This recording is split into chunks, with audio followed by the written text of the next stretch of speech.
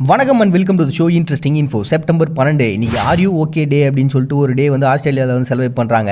November 29, 2009 ராய் அசோதசி, Simon பேக், தீபக் விநாயக், அதே மாதிரி இந்த விளையாட்டு வீரர்கள் உட்பட நடிகர்கள் உட்பட பல பேர் இதுக்கு வந்து ஆதரவு தெரிவிச்சிருந்தாங்க. சரி, அப்படி என்னதான் இந்த டே அப்படின்னு பார்த்தீங்கன்னா, இன்னைக்கு உலகம் முழுக்க 2021 கணக்குப்படி கிட்டத்தட்ட 7,770,000 பேர் வந்து சூசைட் அட்டன் பண்ணி இறந்து போயிருக்காங்க. அதுலேயும் உலகம் முழுக்க பார்த்தீங்கன்னா மக்களினுடைய ஜனத்தொகையில் 33% மக்கள் வந்து தனிமையில் வாழ்ந்துனுக்கிறாங்களாம். இது எல்லாத்துக்குமே காரணம் என்னவா இருக்குன்னா, அவங்கள யார் எப்படி இருக்கீங்க என்ன ஏதுன்னு ஒரு ஆதரவான ஒரு கேள்வியோ அவங்களுக்கு ஒரு ஆதரவோ இல்லாமல் இருக்கிறது தான். அப்படிப்பட்ட விஷயங்களை ஓவர் கம் பண்ணோன்னா அதுக்கு இது ஒரு வேவாக இருக்கலாம் அப்படின்ற ஒரு கான்செப்ட் தான்.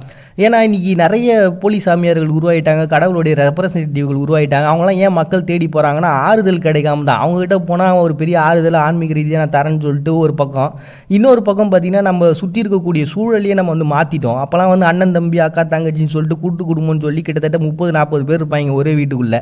ஒருத்தர் இல்லைனாலும் ஒருத்தர் வந்து என்னடா பிரச்சனை கேட்பாங்க. ஆனால் இன்றைக்கி அப்படி கேட்குறது கூட ஆள் இல்லை. ஏன்னா இன்றைக்கி 2 பேர் அதோட சேர்த்து ஒரு குழந்தை அப்படின்னு ஆகிப்போச்சு. இப்படி இருக்கிற காலகட்டத்தில் இது எல்லாத்தையும் ஓவர் கம் பண்ணணும். ஏன்னா ஏகப்பட்ட மன அழுத்தங்களையும் பிரச்சனைகளையும் வந்து ஒரு பர்சன் சந்திச்சுட்டே இருக்கிறாரு. அப்படி இருக்கும்போது அவங்ககிட்ட போய் ஜஸ்ட் நீங்கள் எப்படி இருக்கீங்க என்ன ஆச்சு அப்படின்ற ஒரு கேள்வியை கேட்டால் போதும், அவங்க மனசில் இருக்கிறதுலாம் கொட்டி தீர்த்துடுவாங்க. அதுக்கப்புறம் அவங்களுடைய அந்த குறைகள் மன அழுத்தம் இது எல்லாமே ஓவர் கம் ஆகிடும். இப்படிப்பட்ட ஒரு அழகான ஒரு விஷயத்தை நம்ம பண்ணி ஆகணும். நம்ம சக மனிதர்கள்ட்ட அவங்களுக்கு ஆதரவாக நம்ம இருக்கிறோன்றதை சொன்னாலே போதும், அவங்க வாழ்க்கையில் எந்தோய் அடுத்த கட்டத்துக்கு போயிடுவாங்கன்ற ஒரு அழகான விஷயத்தை உள் வச்சு தான் பார்த்தீங்கன்னா ஆஸ்திரேலியாவில் ஆர்யூ ஓகே டே அப்படின்னு சொல்லிட்டு எல்லா செப்டம்பர் மாதத்தினுடைய 2வது வியாழக்கிழமை இந்த டே வந்து செலிப்ரேட் பண்ணுறாங்க. நெக்ஸ்ட் இன்னைக்கு யுனைடெட் நேஷனில் பார்த்தீங்கன்னா சவுத் அண்ட் சவுத் கோஆப்ரேஷன் டே அப்படின்னு சொல்லிட்டு ஒரு டே வந்து செலிப்ரேட் பண்ணுறாங்க. இதுக்கு காரணம் என்னன்னு பார்த்தீங்கன்னா, இப்போ ஒரு வளர்ந்த நாடுகள் இருக்கும், இன்னொரு பக்கம் வளரும் நாடுகள் இருக்கும். அவங்களுக்கு ஒரு பெரிய சப்போர்ட் நம்ம கொடுத்தா அவங்க வளர்ந்துருவாங்க அப்படின்ற ஒரு கான்செப்ட் தான் இது. 1978 பார்த்தீங்கன்னா புரினோஸ் ஐர்ஸ் அப்படின்னு சொல்லிட்டு ஒரு பிளேஸு, அந்த இடத்துல தான் பார்த்தீங்கன்னா இந்த அர்ஜென்டினாவில் இதை ஒரு நிகழ்வாக நடத்துனாங்க. ஒரு 138 ஸ்டேட்டை சேர்ந்தவங்க எல்லாம் ஒன்றா சேர்ந்து நம்ம பாருங்கள் நம்ம எல்லாரும் ஒரு ஒத்துமையாக இருக்கலாம். நம்ம இடங்களுக்குள்ள இந்த டெக்னாலஜி வைஸ் விவசாயமாக இருக்கட்டும், ஒரு நாடு டெவலப் ஆகிறதுக்கான என்னென்ன வேவோ அது எல்லாத்தையும் ஒன்றா சேர்ந்து பண்ணலாம், நம்ம ஈஸியாக வளர்ந்துடலாம் அப்படின்ற ஒரு கான்செப்டை முன் வச்சாங்க. அந்த சமயத்திலே அது ஒரு பெரிய லெவலில் சக்ஸஸ் கொடுக்க ஆரம்பிச்சிச்சு. சரி, இது உலகம் முழுக்க இருக்கக்கூடிய பல நாடுகளில் பண்ணால் என்ன அப்படின்னு சொல்லிட்டு 2003 ஆப்பிரிக்கா, லத்தீன் அமெரிக்கா, ஏசியா உட்பட பல நாடுகளினுடைய டெவலப்மெண்ட்டுக்கு நம்ம எல்லாம் ஒன்றா சேர்ந்து இருப்போம், ஒரு பெரிய லெவலில் டெக்னாலஜி எல்லா விதத்துலையும் நம்ம வளரலாம் அப்படின்னு சொல்லிட்டு ஒரு யூனிட்டியை பேஸ் பண்ண ஒரு டேவாக தான் பார்த்தீங்கன்னா United Nations for south and south cooperation சொல்லிட்டு ஒரு டே வந்து ஐக்கிய நாடுகள் சபையால் வந்து செலிப்ரேட் பண்ணப்படுது செப்டம்பர் 12. நெக்ஸ்ட் ருஹானாமா டே அப்படின்னு சொல்லிட்டு ஒரு டேங்க துர்க்மெனிஸ்தானில் வந்து செலிப்ரேட் பண்ணுறாங்க. ஆனால் இப்போ இதனுடைய செலிப்ரேஷன்றது இல்லை, ஆனால் இதனுடைய கான்செப்ட் நல்லா இருந்தது, அதை சொல்லலாம் அப்படின்ட்டு. சஃபர் முரத் நியோகேல் அப்படின்ற ஒரு பர்சன் உலகத்தினுடைய சர்வாதிகாரிகள் பட்டியலை எடுத்து பார்த்தீங்கன்னா இவரும் ஒருத்தராக இருப்பார். அந்த அளவுக்கு சர்வாதிகாரம் பண்ணவர் எப்படின்றது இந்த நியூஸ் பார்த்தீங்கன்னா உங்களுக்கே புரியும். என்னன்னு பார்த்தீங்கன்னா அந்த சமயத்தில் ஒரு புக்கை எழுதியிருக்கிறார். அந்த புக்கை வெளியிட்ட அந்த நாளை தான் பார்த்தீங்கன்னா இந்த நாளாக சூஸ் பண்ணிக்கிறாங்க. சரி, அந்த புக்கில் அப்படி என்ன தான் இருக்குது அப்படின்னு பார்த்தீங்கன்னா இந்த மதம் சார்ந்த கருத்துக்களும் அவருடைய சிந்தனைகள் விஷயங்களையும் எல்லாத்தையும் ஒன்றா போட்டு வச்சிருக்காரு. அந்த சமயத்தில் ஸ்கூல் படிக்கிற காலேஜ் பசங்களாம் வந்து ஒரு தேர்ச்சி அடையணும்னாலே இதை பற்றியான நாலேஜ் இருந்தால் தான் ஆக முடியுமா? அவ்வளோயாங்க ஒரு டிரைவிங் லைசன்ஸ் வாங்கினா கூட இந்த புக்கு நாலேஜ் அவங்களுக்கு இருந்தால் தான் அந்த டிரைவிங் லைசன்ஸே கிடைக்குமா அந்த சமயத்தில்? இப்படியான ஒரு கான்செப்டில் தான் ஒரு புக்கை வெளியிட்டார். அந்த வெளியிட்ட அந்த நாளை தான் பார்த்தீங்கன்னா இந்த 2001 வெளியிட்ட அந்த நாளை வந்து சூஸ் பண்ணி இந்த டே வந்து இப்போ செலிப்ரேட் பண்ணுறாங்க. ஒரு சில பேர் மட்டும் தான் இதை ஃபாலோ பண்ணுறாங்க. ஏன்னா அதுக்கப்புறமா இந்த ஆட்சி முறைகள்லாம் மாற இந்த நியோசைன் குர்பாங்கிங் அப்படின்ற ஒரு பர்சன்லாம் இப்போ வந்துட்டார். ஸோ அவர்லாம் வந்ததுக்கு அப்புறம் பார்த்தீங்கன்னா இந்த மாற்றங்கள் வந்துருச்சு. இப்போ இந்த புக்கை செலிப்ரேட் பண்ணுறது அப்படின்றத குறைஞ்சிச்சு. ஆனால் இன்றைக்கும் பார்த்தீங்கன்னா அதுக்குன்னு ஒரு இடத்த வச்சிருக்கிறாங்க. அந்த புக்கு ஒரு பெரிய லெவலில் இப்போ நம்ம கடற்கரை ஓரங்கள்லாம் சில நினைவு சின்னங்கள் வைக்கிறோம்ல, அந்த மாதிரி பார்த்தீங்கன்னா இவங்க ஊர்லேயும் பார்த்தீங்கன்னா இந்த மாதிரி ஒரு நினைவு சின்னங்களை வச்சு அதை கொண்டாடுறவங்களும் ஃபாலோ பண்ணுறவங்களும் இவரு பிடிச்சவங்களும் ஃபாலோ பண்ணிட்டு தான் இருக்கிறாங்க.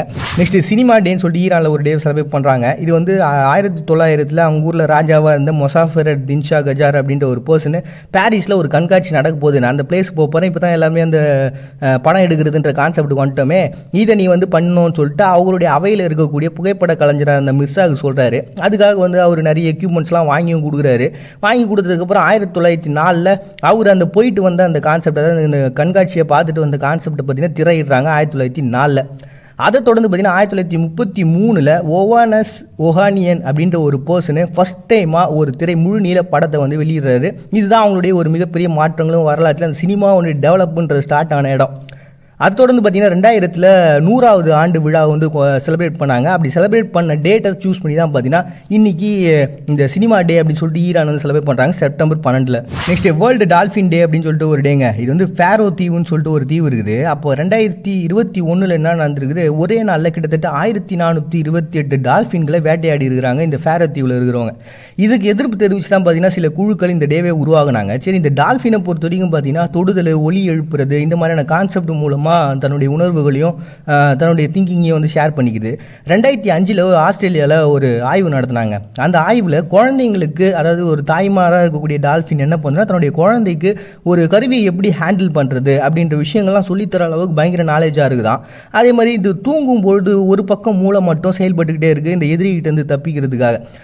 இது வந்து பார்த்திங்கன்னா வெறும் இப்போ நம்ம பேசிக்கிட்டு இருக்க மாதிரி மட்டும் இல்லாமல் பல காலத்துக்கு முன்னாடியே பார்த்திங்கன்னா நம்மளுடைய புராணங்கள்லையும் இதிகாசங்கள்லையும் இதை பற்றியான விஷயங்கள் இருக்குதான். அதுக்கு குறிப்பாக நம்ம சொல்லணும்னா கிரேக்க புராணங்கள் ஏகப்பட்டது வரும். நிறைய பேர் காப்பாற்றினதாக வரும், அவங்களுடைய தெய்வங்களில் ஒருத்தராக வரும். அதுவும் பார்த்திங்கன்னா ஒரு கப்பலில் ஒரு 3 பேரோட சேர்ந்து டால்ஃபின் இருக்கிற மாதிரியான ஓவியங்கள்லாம் கண்டுபிடிச்சி எடுத்துக்கிறாங்க. அவ்வளோ எங்கள் கங்கை நதிகள் கரையிலேயே பார்த்திங்கன்னா இது இருந்தான். ஆனால் அந்த கங்கை ஒரு சில நதிகளில் பார்த்திங்கன்னா இது முழுசாக அழிஞ்சு போன ஒரு இனமாக மாறிடுச்சு. அமேசானில் கூட பார்த்திங்கன்னா பெண்களாக இது ரூபம் எடுத்து வரும். இப்போ நம்ம இச்சாதாரி பாம்புகள் வருது அப்படின்னு சொல்லிட்டு ஒரு கான்செப்ட்லாம் நம்ம ஊரில் இருக்குதுல, அந்த மாதிரி டால்ஃபின் வந்து பெண்ணாக வந்து உருமாறி வரும் அப்படின்ற கான்செப்ட்லாம் இருக்குது. இப்படிப்பட்ட சூப்பரான ஒரு இனத்தை வந்து அழிச்சினே வந்துருக்கிறாங்க அப்படின்ட்டு ஜப்பானு, பெரு, ஃபேரோ இந்த மாதிரியான தீவுகளில் இது ஓவராக நடந்துன்னு இருக்குது அப்படின்ற ஒரு கான்செப்ட் முன் வச்சு இதுக்கப்புறம் டால்ஃபின்களை அழிக்கக்கூடாது அப்படின்ற ஒரு கான்செப்டோட வேர்ல்டு டால்ஃபின் டே அப்படின்ற ஒரு டே வந்து அனுசரிட்டாங்க செப்டம்பர் 12. இன்டர்நேஷனல் க்ரோசெட் டே அப்படின்னு சொல்லிட்டு ஒரு டேங்க. இது வந்து ஒரு வளைஞ்ச ஊசி தான். ஆனால் இந்த ஊசிக்கு பின்னாடி சூப்பரான வரலாறு இருக்குது. 11ஆம் நூற்றாண்டுலேருந்து இது இருக்குது அப்படின்ற ஒரு கான்செப்ட் இருக்குது. ஆனால் 19ஆம் நூற்றாண்டில் தான் இது ஒரு பெரிய லெவலில் டெவலப்மெண்ட் அப்படின்ற விஷயங்களே நடந்தது. 1823 டச்சு இதழில் ஒரு கைவினை பொருட்களை பற்றியான குறிப்புகள் வெளியில் வர அதனுடைய வெளிப்பாடாக தான் பார்த்திங்கன்னா இந்த ஊசின்றது டெவலப் ஆக ஆரம்பிச்சுது. இந்த ஊசி வந்து பார்த்திங்கன்னா ஏன் இவ்வளோ பெருசாக இதுக்காக ஒரு டேவை உருவாகணும் அப்படின்னா, அயர்லாந்தில் ஒரு பெரிய ஐரிஷ் பஞ்சம் சொல்லிட்டு ஒரு பஞ்சம் அவங்க நாட்டில் ஏற்படுது. இதனால் ஒரு பெரிய லெவலில் பாதிப்பை அயர்லாந்து சந்திச்சாங்க. அந்த சமயத்தில் அவங்களுடைய தினசரி பிழைப்புக்கு வேறு என்ன பண்ணுறதுன்னு தெரியாமல் இந்த வளைந்த ஊசிகளை வச்சு அதனால் வந்து ஒரு சின்னதாக ஒரு தொப்பியோ இல்லாட்டி ஒரு லேஸோ தயாரிக்கிறது, இந்த மாதிரியான விஷயங்களை அவங்க பண்ண ஆரம்பித்தாங்க. அதன் மூலமாக தான் அவங்களுடைய வருவாயின்றது உருவாக ஆரம்பிச்சிருக்கு. அதை தொடர்ந்து 1846 இதுக்கு ஒரு புத்தகம் போட்டிருக்காங்க. இதுக்காக ஸ்கூலே ஓப்பன் பண்ணினாங்க பார்த்துங்களேன். அப்படிப்பட்ட ஒரு இம்பார்ட்டண்ட்டாக அவங்களுடைய அந்த பஞ்ச சமயத்தில் ஒரு பெரிய லெவலில் ஹெல்ப் பண்ண இந்த ஊசிகளை கொண்டாடணுன்றதுக்காக ஒரு இணையதளவாசிகளால் உருவாக்கப்பட்ட ஒன்று தான். அது மட்டும் இல்லாமல் இந்த நம்ம பயன்படுத்துறது மூலமாக மன அழுத்தம், தூக்கம் இல்லாமல் கஷ்டப்படுறவங்க, மனசோர்வாக இருக்கிறவங்க, அல்சைமரு, ஒரு கவனிப்பு திறன் அப்படின்னு சொல்லிட்டு ஏகப்பட்ட நன்மைகள் இதனால் ஏற்படுது. இப்படிப்பட்ட விஷயம் இருக்கக்கூடிய ஒன்று நம்ம கொண்டாடுறதுல என்ன தப்புன்னு சொல்லிட்டு உருவாக்கப்பட்ட ஒரு தினமாக தான் இன்டர்நேஷனல் கோர்செட் அப்படின்னு சொல்லிட்டு ஒரு வளைந்த ஊசியை கொண்டாடக்கூடிய ஒரு நாளாக வச்சுருக்காங்க செப்டம்பர் 12. நெக்ஸ்ட் ப்ரோக்ராமர்ஸ் டே அப்படின்னு சொல்லிட்டு ஒரு டே செலிப்ரேட் பண்ணுறாங்க. இது வருஷத்தினுடைய 256வது நாள் செலிப்ரேஷன்றது போகும். காரணம் என்னென்னா இந்த டிஜிட்டலில் வரும் 8 பீட்ஸு 16 பீட்டு அப்படின்னு சொல்லிட்டு. அப்படி 8 பீட்டை குறிக்கக்கூடிய ஒரு எண்ணு தான் பார்த்தீங்கன்னா 256. அதனால தான் இந்த டேட்டை சூஸ் பண்ணிக்கிறாங்க. இன்றைக்கி உலகம் முழுக்க இருக்கக்கூடிய எல்லாரும் கொண்டாடணும். ரஷ்யா மட்டும்தான் ஒரு அதிகாரப்பூர்வமான ஒரு கொண்டாட்டம் செலிப்ரேஷன் அப்படின்றது இருக்குது. இது வந்து பொறுத்த வரைக்கும் பார்த்தீங்கன்னா அந்த கணினியில் வரக்கூட ஒரு டிஜிட்டல் தான். இது எந்த மாதிரியான ஒரு அமைப்பு, இந்த 8 பீட்னா என்ன அப்படின்ற கான்செப்ட் எனக்கு தெளிவாக எப்படி விளக்கணுன்றது தெரியல. ஏன்னா எனக்கு அதை பற்றின நாலேஜும் கிடையாது. பட் இருந்தாலும் ஒரு ஓவரிவாக சொல்லணும் அப்படின்னு பார்த்தீங்கன்னா கணினியினுடைய அந்த டெவலப்மெண்ட் அப்படின்ற ஆரம்ப காலத்தில் பார்த்தீங்கன்னா வேறு ஒன்றா இருந்தது. அப்போலாம் ரொம்ப ஈஸியாக நம்மளால் ஒரு நினைவை சேமிக்கிறதோ இல்லாட்டி அதனுடைய செயல்திறனை காட்டுறது அப்படின்றது கம்மியாக இருந்தது. 256 வந்ததுக்கப்புறம் அதனுடைய செயல்திறன் அப்படின்றது ஏகப்பட்ட ஒன்றா இப்போது நம்மளால் பல விஷயங்கள் அதில் சேமித்து வைக்க முடியும். அதில் வந்து ஒர்க் பண்ணுறது அப்படின்றது பல சாஃப்ட்வேர்ஸ் போட்டு ஆப்பை போட்டு யூஸ் பண்ண முடியும்ல. இந்த ஒரு செயல்திறனை இன்க்ரீஸ் பண்ணுறதுக்கு பேரை தான் பார்த்திங்கன்னா இந்த பிட்ஸ் அப்படின்னு சொல்லுவாங்க. அப்படி இருக்கக்கூடிய அதை ஒன்றை செலிப்ரேட் பண்ணணும் அப்படின்ற ஒரு கான்செப்ட்னால தான் பார்த்திங்கன்னா 256வது நாள் இந்த டேட்டை வந்து செலிப்ரேட் பண்ணுறாங்க.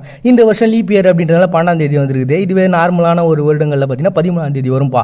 பணம் மட்டுமே வாழ்க்கையில் முக்கியம் இல்லை அப்படி இப்படின்லாம் நானும் போய் சொல்ல விரும்பலை. ஏன்னா இந்த சமூகம் சொல்லக்கூடிய நீதி, நேர்மை, நியாயம் அத்தனை ஒழுக்கங்களும் உங்ககிட்ட இருந்தாலும் பணன்ற ஒரு கான்செப்ட் இல்லைன்னா மரியாதைன்ற ஒரு கான்செப்ட் உங்களுக்கு கிடைக்கவே கிடைக்காது. அதே மாதிரி இந்த ஒழுக்கங்கள்லாம் உங்ககிட்ட இல்லாமல் வெறும் பணம் இருந்தால் போதும் எல்லா மரியாதையும் கிடைக்கும். ஆனால் அந்த மரியாதை உங்களுக்கானதாக இருக்காது. மறுபடியும் நாளைக்கு சந்திக்கிறாது உங்கள்கிட்ட தொழில் நான் உங்கள் பாண்டி நீங்கள் பார்த்துருக்கீங்க. இந்த நிகழ்ச்சி இன்ட்ரெஸ்டிங் இன்ஃபோ.